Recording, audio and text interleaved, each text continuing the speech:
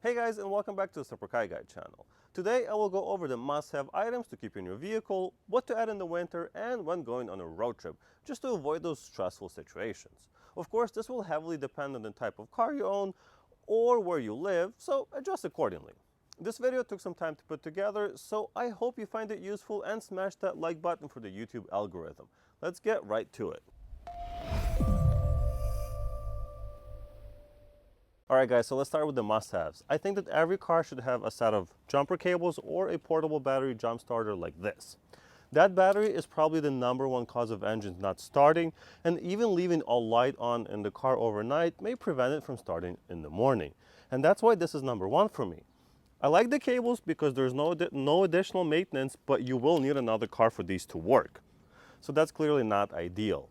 With the portable battery, you will have to check every 6 months or so and make sure it's fully charged, or you will have to recharge it if needed, obviously. Luckily, most of these have an indicator now, so just like this one, you can probably still see that, so you can check and make sure it's good very quickly. Of course, another advantage to these tiny portable devices is the size and extra functionality. The biggest benefit for me though is that in case your phone dies, you will need another device to recharge it, and this will do it. You now have a powerful battery bank ready to go. For this reason, I carry a little breakout USB cable like this that supports most of the devices that I carry. The very minimum, you should have a cable to recharge your phone. The second most common way to get stuck is with a flat tire. So you will obviously need something for that. If you have run flat tires, you probably don't have to worry about any of these. But in all other cases, I would recommend carrying an air compressor or even a manual tire pump. One of these could work. Better yet, get one of these smart ones that have a built-in battery so you can also charge other devices, and it has a lot of built-in functionality as well. I've cracked a rim before on a terrible road in Chicago, and this came in very, very useful in getting me home safely. You can also throw in a tire pressure gauge if your pump doesn't have one, which this one does, and a tire patch kit if you hit a nail or a screw. A pair of pliers can come in very handy pulling out said nail or screw. I wouldn't recommend the Fix-A-Flat or the liquid tire patch stuff, as it makes a mess and doesn't work most of the time. If you drive BMWs like me, you know not to leave the house without a good BMW scanner. These can save your butt and get you home safe. Modern cars can go into a limp home mode for almost any reason, and a lot of the times all you need is to just reset or clear the codes to get you back on the road. Check out my video on how to pick a good scanner for more information, but I recommend keeping a vehicle-specific scanner or one that will be able to scan each module on your car and show live data for each one of those modules as well. That's very important. Staying on the theme of BMWs, I also like to keep a quart of oil and some coolant in the trunk of the car. A lot of older BMWs burn a quart of oil every few thousand miles, and when you get the indicator to add more, you already have it in your trunk. Having fluids ready to go is a good idea no matter where you live, and even if you live in a hot climate, you can't go wrong with having some concentrated coolant as well. Another important fluid to keep in your car is water. Not only can you drink it if needed, you can also add it to your coolant concentrate right here in an emergency when adding it to your radiator or to your engine. And even use it for washing off bird droppings from your pristine paint before the sun bakes it, onto your paint and destroys your clear coat. Many uses, obviously. The next part really depends on you and how handy you are, but you should have some kind of toolkit. Now, that doesn't necessarily mean you should have a mechanic's tool set in there, but a few items like gloves and a good flashlight would definitely help with changing the tire. In case you hit your bumper or something is starting to hang, but it's not bad enough for you to call a tow truck, I would also recommend having some duct tape, zip ties, super glue, a lighter, and a good knife. If you're worried, or if you live more in the country where help is less accessible, you should add a high visibility vest, some road flares or glow sticks, and a basic tools kit for quick repairs on those dimly lit country highways. That about covers everything to do with the car, so let's talk about some personal items as well. It's always a good idea to have some toilet paper or a pack of baby wipes and tissues, as well as a pack of cleaning cloths. Some people choose to add a change of clothes as well, but I think a waterproof poncho, a blanket, and an umbrella is all you really need. The last few items here may be the most important, so it's a good idea to include these as well. To start with, a small first aid kit, just like this one, is something that many should keep in their cars. This will help in many different situations. Anything from a scuff while changing a tire to a burn or a cut. I'd recommend building your own if you're into this stuff, but this one is, this very basic kit is a good start. Now, the second really important safety item to keep in the car is a fire extinguisher. I have these small cans that I keep in the car, one in the trunk and one in the cabin of the car. But it can be any kind of fire extinguisher that works for cars.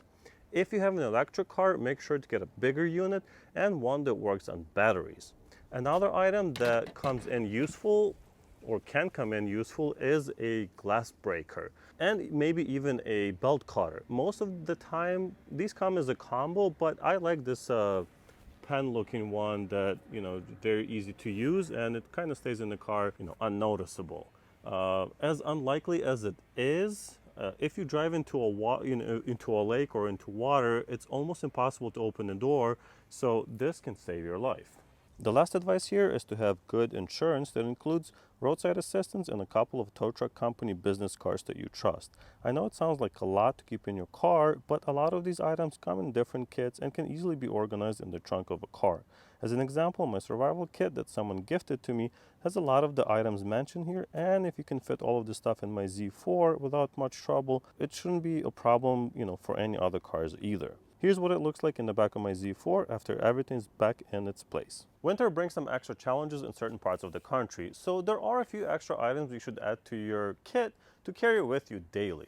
Obviously, you'll need an ice scraper just like this one with a brush to get rid of the snow and a small collapsible shovel if you get snowed in while parked somewhere, and some traction aids. What are traction aids? Well, a small box of kitty litter like this will definitely help you out. Old floor mats work also pretty decent, or even some cardboard will get you out of a slippery situation. As a precaution, I also like to add a warm blanket or a thermal blanket and some winter clothes. So a nice warm jacket or anything that works for you will work well here as well. If you have to wait for a tow truck, this will be very valuable to keep you warm, especially if your car doesn't start or run.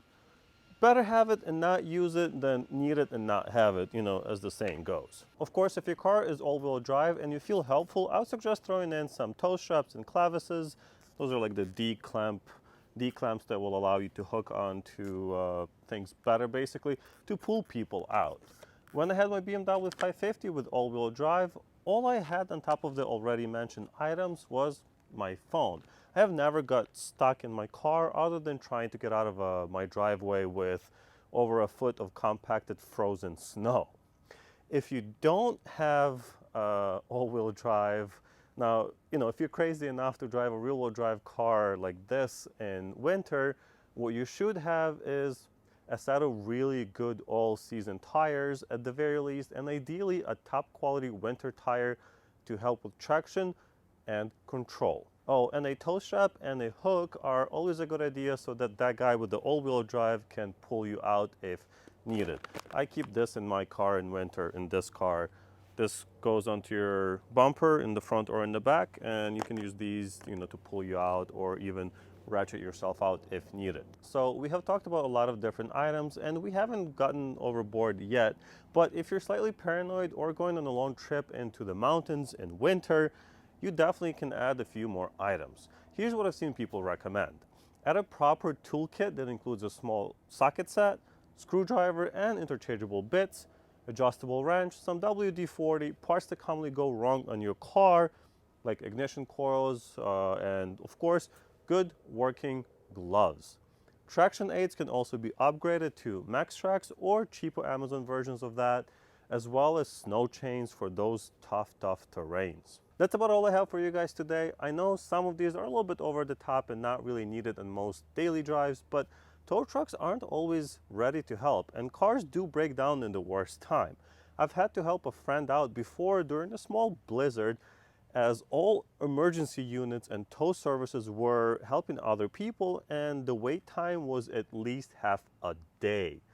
On that note, let me know what you guys think and what you keep in your car down below in the comments, and I'll see you in the next one.